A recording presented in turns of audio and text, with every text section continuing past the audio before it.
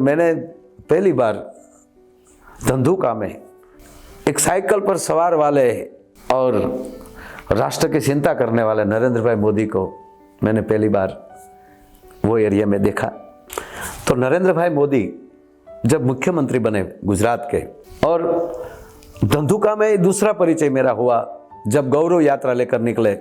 मुझे पूरा याद है कि जब धंधुका गौरव यात्रा पहुंचने वाले थे दोपहर को, तो एक गौरव यात्रा के समय में जो गांव गांव में जाकर वो जो बात कर रहे थे इस राष्ट्र की, भारतवर्ष की, इस देश को केवल आर्थिक मजबूत नहीं, मुझे उसकी बात पसंद इसलिए आ रही है कि तब भी ये बात कर रहे थे कि इस देश को आर्थिक मजबूत तो होगा, वो तो युवान करेंगे, लेकिन मुझे आध्यात्मिक से भी राष्ट्र को मजबूत बनाना है। ये विश्व गुरु होना चाहिए।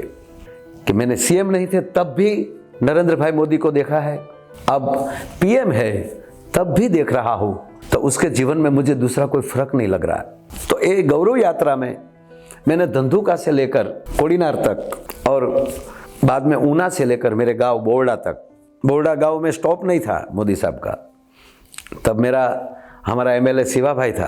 तो शिवा भाई ने बताया कि भाई माया भाई का गांव है, तो मोदी साहब ने बोला तो जरूर रुकना चाहिए, वहाँ कार्यक्रम होना चाहिए। मैं पेरिस था और मोदी साहब का भी कार्यक्रम पेरिस में था और पूज्य मोरारी बापू की कथा थी, मुझे पूरा पता है। बापू को पता चला कि कथा दरमियान ही नरेंद्र भाई का कार्यक्रम है। कार्यक्रम का पूरा टाइम टेबल आया। अगले ही दिन पूज्य मोरारी बापू ने व्यासपीठ से बोल दिया कि यहाँ गुजरात भारत का एक गौरव आ रहा है, तो कल आप लोग कथा में मत आइए, कल के लिए कथा का समय हम दूसरा रखेंगे, लेकिन मोदी साहब को सुनने जरूर जाना। भारत के संत वो भी उसको प्रेम करे, भारत के झोपड़े में रहने वाली बुढ़िया भी उसको प्रेम करे। ऐसा एक नेतृत्व करने वाला ये नरेंद्र भाई मोदी हमारे गुजरात के हैं, इसलिए हम गौरव लेते हैं। कई नेता आए, बोलते हैं कुछ, करते हैं भी कुछ, लेकिन ये पहला आदमी है जो बोलता है वो करता है। भावनगर के स्टेज पर 2 बार जहाँ जहाँ मिलाओ उसको मिलते हैं, हाथ मिलाते हैं तो भी ऊर्जा मिलती है। एक ऊर्जावान व्यक्ति, एक अनुष्ठानवान व्यक्ति।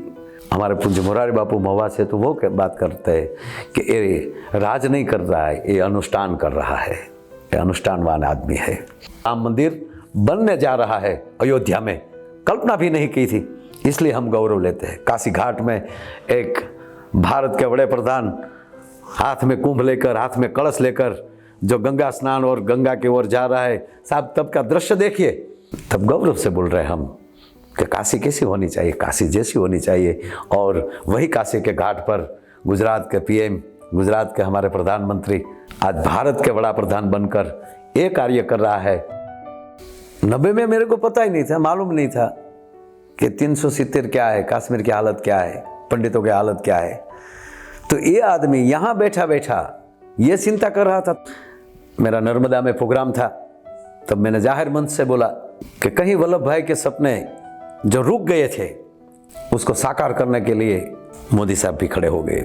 एक उसकी कविता है गुजराती में, लेकिन एक लाइन में गुजराती में बोलूँगा, बाद में हिंदी करने की कोशिश करूँगा। प्रारब्ध ने नहीं गांठे कौन, प्रारब्ध ने कौन नो गांठे, मतलब जो अपना प्रारब्ध है उसके साथ कौन नहीं चल सकता, प्रारब्ध के साथ ही चलना चाहिए। प्रारब्ध का किया कौन नहीं मानता, लेकिन मोदी साहब ने कहा हूँ पड़कार झीलतो मानस, प्रारब्ध को भी बदलने की मुझ में ताकत है। बस मोदी साहब के लिए मुझे बोलना है तो इतना ही बोलना है कि सागर कैसा तो सागर जैसा, आकाश कैसा कि आकाश जैसा, धरती कैसी धरती जैसी, तो नरेंद्र भाई कैसा, नरेंद्र भाई मोदी जैसा।